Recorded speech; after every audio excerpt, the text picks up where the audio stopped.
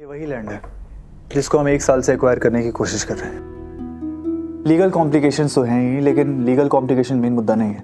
Main problem है वहाँ का लैंड माफिया जो किसी डील को आगे बढ़ने ही नहीं दे रहा। राघव जी, एक बात बोलता हूँ, आप मुझे एक मौका दीजिए और ये बाकी बचे ये जो लैंड माफिया लोग हैं ना, ये सब मेरे लिए बाएं हाथ का खेल है।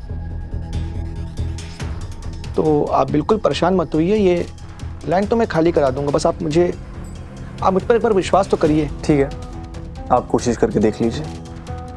प्रतीक, इन्हें सब डॉक्यूमेंट दे देना। अच्छा राघव जी, एक निवेदन था आपसे, अगर कोई असिस्टेंट मुझे मिल जाती तो वो पेपर वर्किंग होता है ना, वो करने में थोड़ा सा आसानी हो जाएगा, तो इतना कर दीजिए। ठीक है, आप मेरी असिस्टेंट लीजिए। नहीं, आप अपनी असिस्टेंट क्यों देंगे? अगर आप अपनी असिस्टेंट दे देंगे तो आपका भी काम में हैम्पर होएगा। तो मैं चाहता हूँ कि अरे वो लड़की है ना रिसेंटली जिसने अभी वो ऑफिस ज्वाइन किया है, अरे प्रतीक जी क्या नाम है उस लड़की का जिसने अभी रिसेंटली ज्वाइन किया है? हाँ, स्मिता जी। अगर स्मिता जी मेरे साथ आ जाएंगी तो उनको काम भी सिखा दूंगा और फटाफट चीज़ें भी हो जाएंगी। तो प्लीज़ जरा अगर स्मिता जी को आप बोल दें तो मुझे असिस्ट कर लेंगी। ठीक है, ले जाइए। तो बस देखिए मैं कैसे खुशखबरी लाके देता हूँ आपको फटाफट इसके, और प्रतीक जी वो सारे पेपर भेज दीजिएगा मेरे को भी और स्मिता जी को भी। लेकिन भैया क्या? नहीं, मैं वही बोल रहा था कि ये लैंड हमारे लिए वाकई बहुत इंपॉर्टेंट है, तो मैं अपना पूरा फोकस इस पे लगाना चाहिए। सही कह रहे हो प्रतीक, और देखते हैं मामा जी क्या जादू चलाते हैं। Knock knock. Come in. May I come in sir? Titu, तू यहाँ हो इस वक्त? क्यों, अपने भाई से मिलने नहीं आ सकती? ऑफ कोर्स आ सकती है तीतू, इनफैक्ट मैं तो बहुत खुश हूँ। लेकिन तू बता ना, क्या कुछ पिएगी? जूस, पानी कुछ मंगवा तेरे लिए? ध्रुव, मैं अभी चाची से मिलके आ रही हूँ। लो, फिर तो हम श्योर कि उन्होंने तुझे ठूस ठूस के खिलाई दिया होगा, तुझे कुछ खाने की जरूरत भी नहीं पड़ेगी। हाँ मतलब 3-4 महीने तक तो जरूरत नहीं पड़ेगी। वैसे तू बहुत अच्छा काम कर रहा है और देख के मुझे बहुत खुशी हो रही है। इनफैक्ट राघव भी बहुत इम्प्रेस्ड है तेरे काम से। ये ऑनेस्टी, हार्ड वर्क, डेडिकेशन, ये सब मैंने तुझसे तो सीखा है। मैं बस तेरे नक्शे कदम पे चलने की कोशिश कर रहा हूँ। अच्छा, अब ज्यादा अच्छा मत बन। और अब जब तूने मुझे इतने ऊंचे मकाम पे रख ही दिया है तो मुझे लगता है कि वक्त आ गया है कि मैं अपनी बहन होने की जिम्मेदारी निभाऊं। मतलब मैं कुछ समझा नहीं। ध्रुव, मैं जानती हूँ तू कीर्ति से बहुत प्यार करता है और पहले भी तुम्हारे रिश्ते में मेरी वजह से रुकावटें आई है।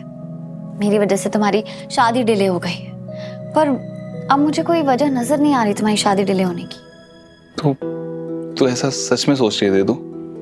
मैं चाची से मिली, उन्होंने मुझे बताया कि कैसे कीर्ति घर में सबके क्लोज हो गई है, कैसे सबका ख्याल रखती है और तेरे लिए उसका प्यार कितना सच्चा है। हाँ, मैं उसे उतना पसंद नहीं कर पाई, लेकिन मुझे लगता है कि मुझे अपनी सोच को साइड में रख के तेरी खुशी के बारे में सोचना चाहिए। और दूल्हे की बहन होने के नाते मैंने फैसला लिया है कि मैं शगुन लेके कीर्ति के घर जाऊं, शादी की डेट पक्की करूं और फॉर्मली तेरा रिश्ता मांगूं। तीतू, तू मजाक तो नहीं कर रही है, तू सच बोल रही है ना? आज अप्रैल फूल है क्या? कैलेंडर चेक कर ले। Oh my God, दीदू, मैं तुझे बता नहीं सकता मैं कितना खुश हूँ। तो यकीन हो जाएगा। वैसे मैं सोच रही थी क्यों ना आज ऑफिस के बाद ही चलते हैं, लेकिन हाँ, कीर्ति को मत बताना, उसके लिए सरप्राइज होगा। डन। इनफैक्ट मैं तो एक्साइटेड हो रहा हूँ उसका रिएक्शन देखने के लिए, वो कैसा रिएक्ट करेगी। जब वो तेरे हाथ में शगुन का थाली देखेगी वो तो बेहोश ही हो जाएगी दीदू। तुमने मेरे मासूम और भोले भाई को बहुत उल्लू बना लिया कीर्ति, लेकिन अब वक्त आ गया कि मैं तुम्हारा असली चेहरा सबके सामने लेके आऊं। हाँ, बैठो बैठो।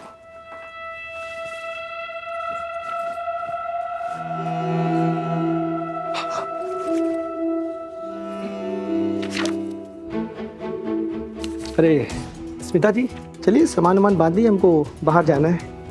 जाना है मतलब? हाँ, वो ऐसा है कि राघव जी ने बोला है कि ग्वालियर के बाहर उनकी कोई प्रॉपर्टी अटकी हुई है, तो उसी सिलसिले में हम लोग को बाहर जाना है। तो उन्होंने बोला कि आपको भी साथ ले चले, इस बहाने आपको भी कुछ सीखने को मिलेंगी, नई चीज़ें।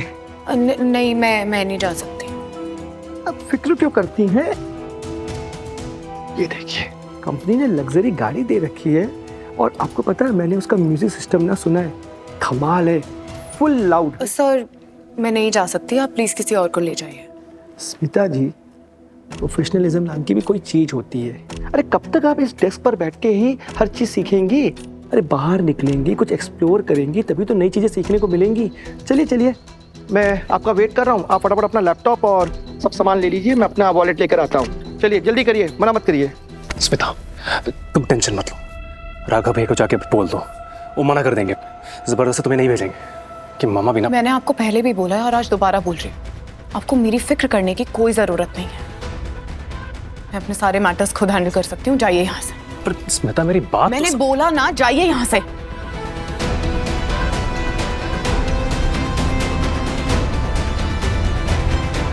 ला ला ला ला ला ला ला। तो सब तैयारी हो गई स्मिता जी?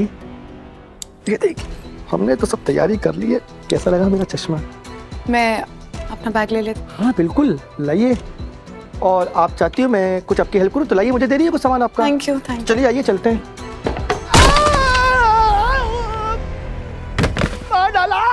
अरे आपको तो बहुत जोर से लग गई। रुकिए, मैं किसी को बुलाती हूँ। रमेश, फरहान, कोई है? जल्दी आइए, देखिए इनको लग गई। उठाइए उन्हें। अबे उठाओ उठाओ। वो सिक रूम लेकर जाइए अंकल को, उनको बहुत जोर से लगी है। अंकल,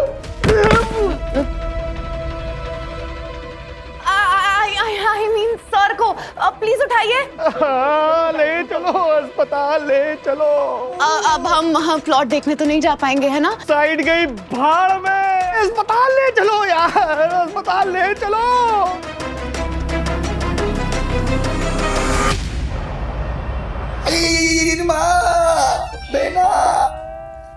क्या जरूरत थी सब करने की? ये इतना इत्र, बालों में शहरी तेल, तुम काम करने जाते हो, नाच गाना करने जाते हो वहाँ, है?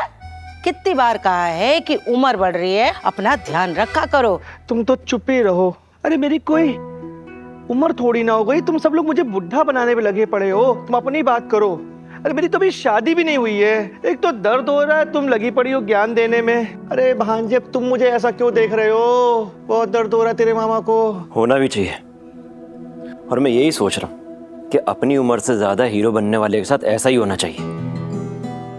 आज गिरे हो, कल हड्डी टूटेगी मामा जी, और इतना लंबा जाओगे ना बिस्तर में कि महीनों तक उठना भारी हो जाएगा। और इस उम्र में ना हड्डियां जल्दी से ठीक नहीं होती हैं। अरे भाई, तुम सबको हो क्या गया है? तुम सब लोग मुझे बुढ़ा बनाने में क्यों तुले हुए हो? तुम सब बेकार हो। मैं अपनी बहू से पूछूंगा, वो बताएगी सही सही।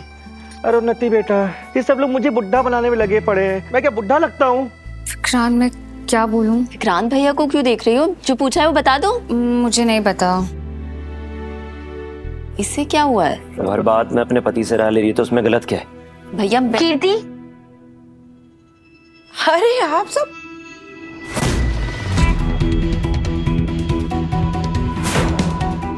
भैया ही है।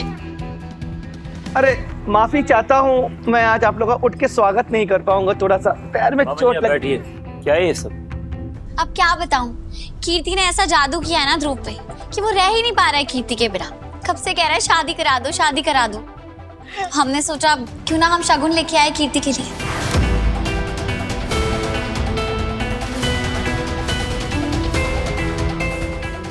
आप वो शगुन स्वीकार कीजिए और फिर हम शादी की डेट पक्की करते हैं।